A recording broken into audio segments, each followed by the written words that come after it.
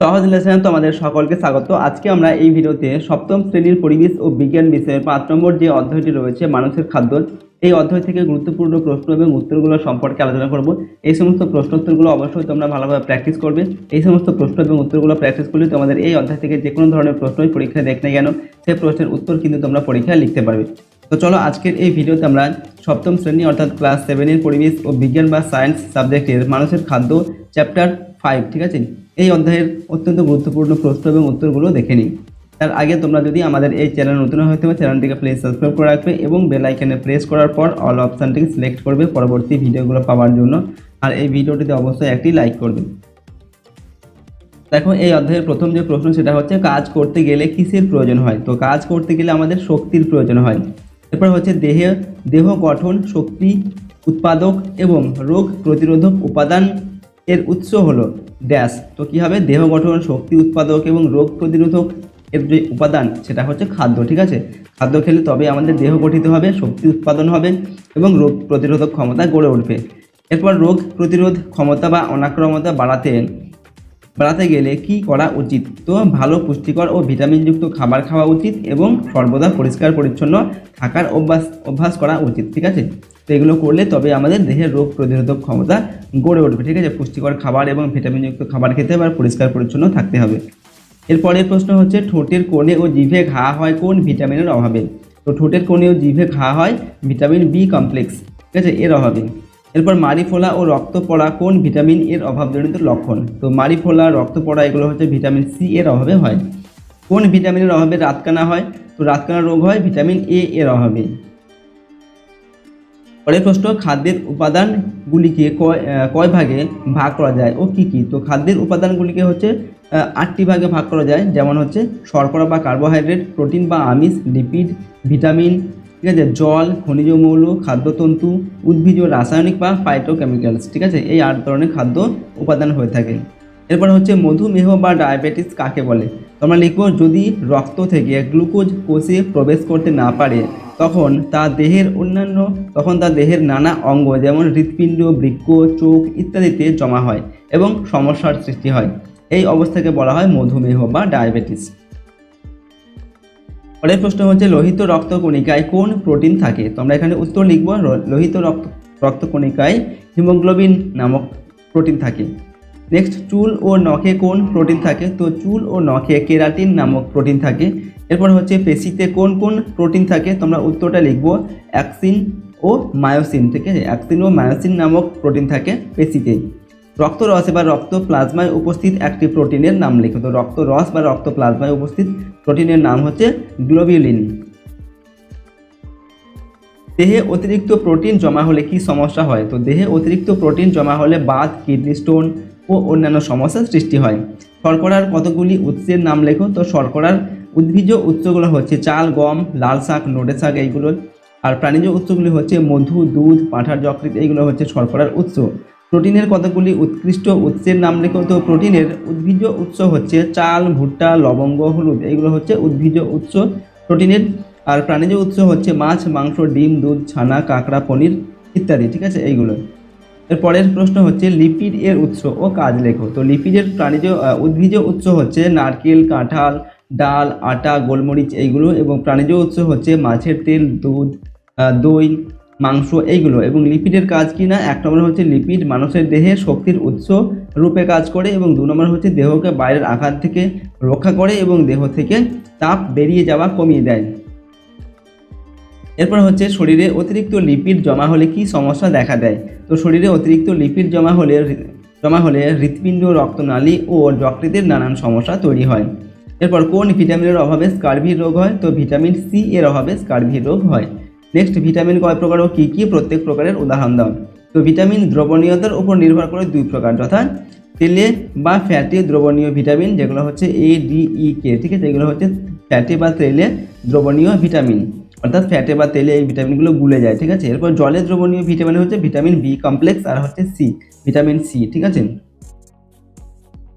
Vitamin কেটে যাওয়া জায়গা থেকে রক্ত পড়া বন্ধ করে। তো উত্তর হবে ভিটামিন কে, ঠিক আছে। ভিটামিন কে কেটে যাওয়া জায়গা থেকে রক্ত পড়া বন্ধ করে। নিচে দেওয়া ভিটামিনগুলির উৎস লেখো। তো এই যে এখানে ভিটামিন এবং ভিটামিনগুলোর উৎস লিখতে হবে। যেমন ভিটামিন এ এর উৎস কি? উৎস হচ্ছে পালং শাক, গাজর, টমেটো, পাকা আম, ডিম, দুধ, ঠিক আছে, এগুলোতে ভিটামিন এ পাওয়া যায়। ভিটামিন ডি এর উৎস হচ্ছে মাছ, মাংস, ডিম, দুধ, ঠিক আছে, এগুলোতে ভিটামিন ডি পাওয়া যায়। ভিটামিন ই এর উৎস হচ্ছে কাজু বাদাম, ফুলকপি, ডিম, ভুট্টা, ঠিক আছে, এগুলোতে ভিটামিন ই পাওয়া যায়। নেক্সট হচ্ছে আমাদের ভিটামিন কে পাওয়া যায় ডিম, কাঁচা মটরশুঁটি, দুধ, পালং শাক, ফুলকপি, ঠিক আছে, এগুলোতে ভিটামিন কে পাওয়া যায়। আর ভিটামিন বি এর উৎস হচ্ছে অঙ্কুরিত ছোলা, টমেটো, ফুলকপি, ছোট মাছ, এইগুলো। ভিটামিন সি এর উৎস হচ্ছে কাঁচা লঙ্কা, পেয়ারা, কমলালেবু, এইগুলো, ঠিক আছে। পরের প্রশ্ন, নিম্নোক্ত উপসর্গগুলি কোন ভিটামিনের অভাবে দেখা যায়, ঠিক আছে, দেখা যায়। তো এখানে অভাবজনিত উপসর্গ আর ভিটামিনের নাম, যেমন হচ্ছে ঠোঁট ফেটে যাওয়া, এটা কোন ভিটামিনের অভাবে হয়? ভিটামিন বি কমপ্লেক্সের অভাবে ঠোঁট ফেটে যাওয়া, ঠিক আছে, ঠোঁট ফেটে যায়। এরপর হচ্ছে চোখের নিচে ও নখ ফ্যাকাশে হয়ে যাওয়া, এটা ভিটামিন বি কমপ্লেক্সের অভাবে হয়ে থাকে। এরপর হচ্ছে স্নায়ু দুর্বলতা, এটা হচ্ছে ভিটামিন বি কমপ্লেক্সের অভাবে হয়। এরপর হচ্ছে অ্যানিমিয়া ও পাতলা পায়খানা, এটা হচ্ছে ভিটামিন বি কমপ্লেক্সের অভাবে হয়ে থাকে। আর মাড়ি থেকে রক্ত পড়া, এটা হচ্ছে ভিটামিন সি এর অভাবে হয়ে থাকে, ঠিক আছে। এরপর কোন খনিজ মৌলের অভাবে গলগণ্ড রোগ হয়? উত্তর হবে আয়োডিন এর অভাবে গলগণ্ড রোগ হয়। নেক্সট, কোন খনিজ মৌল থেকে দেহে জলের পরিমাণ নির্দিষ্ট রাখে, ঠিক আছে, কোন খনিজ মৌল দেহে জলের পরিমাণ নির্দিষ্ট রাখে? উত্তর হবে সোডিয়াম দেহে জলের পরিমাণ নির্দিষ্ট রাখে।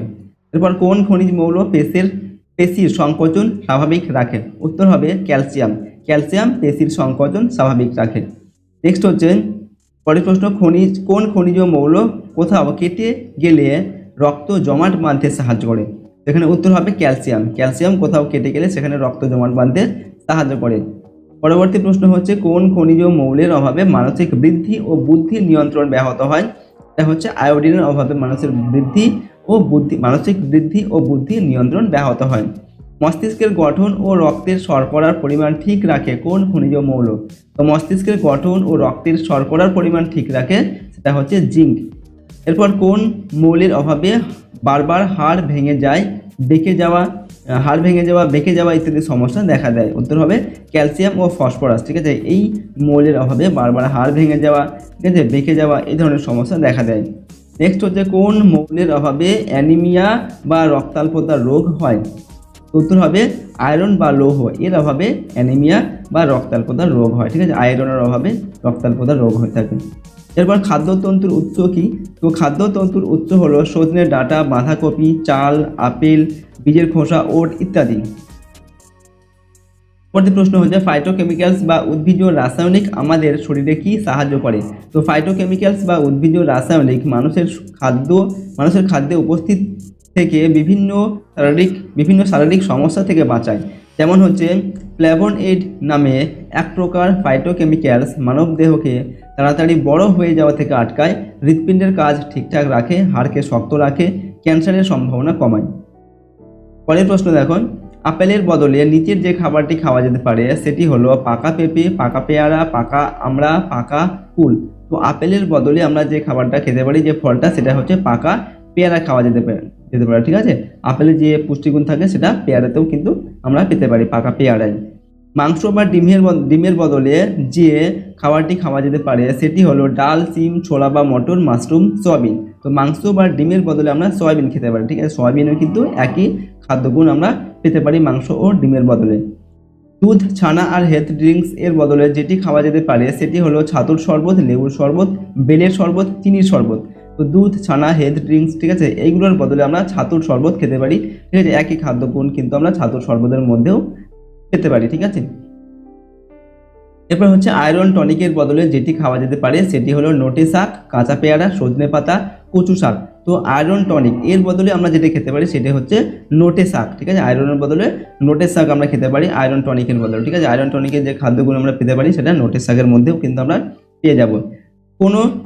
কোন খনিজ মৌলের অভাবে চোখ টেরা হয়? উত্তর হবে আয়োডিনের অভাবে চোখ টেরা হয়, ঠিক আছে, আয়োডিনের অভাবে চোখ টেরা হয়ে থাকে। এরপর হচ্ছে ম্যারাসমাস রোগ কিসের অভাবে হয়? তো উত্তর লিখবো প্রোটিন ও শক্তির অভাবে ম্যারাসমাস রোগ হয়।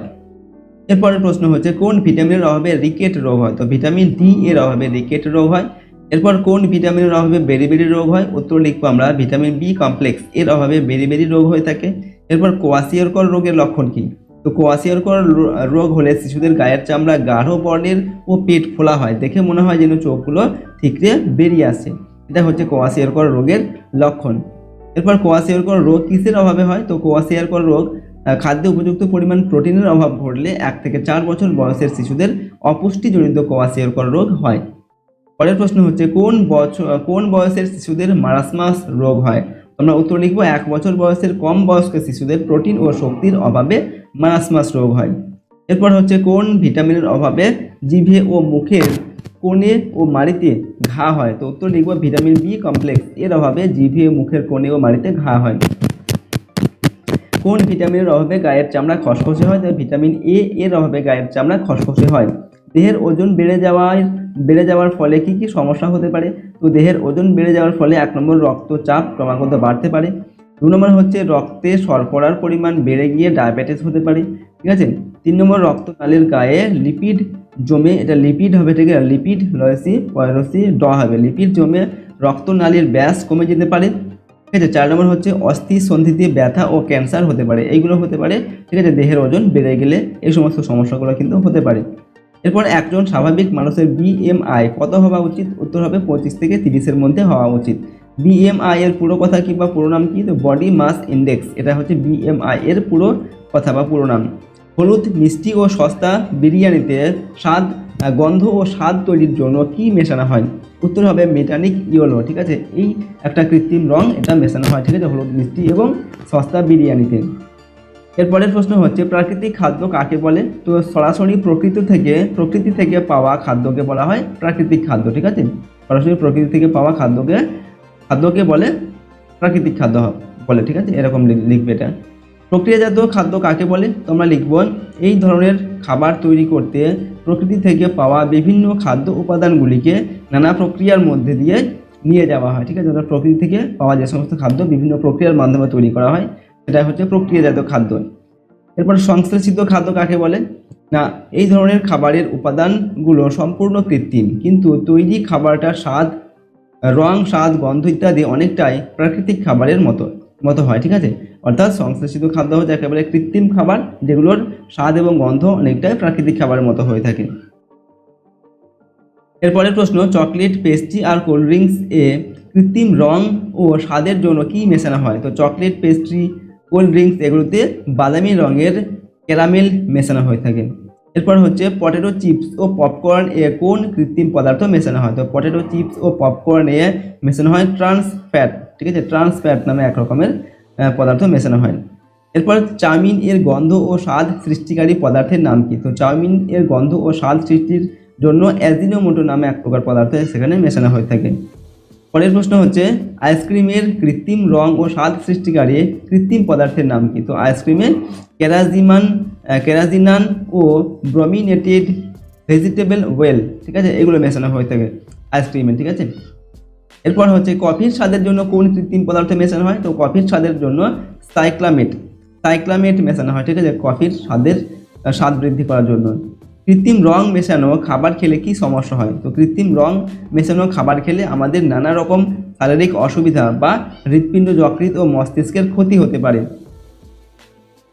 পরের প্রশ্ন হচ্ছে পৃথিবীর মোট জলের শতকরা কত শতাংশ মিষ্টি জল? তো পৃথিবীর মোট জলের শতকরা মাত্র 3% হচ্ছে মিষ্টি জল।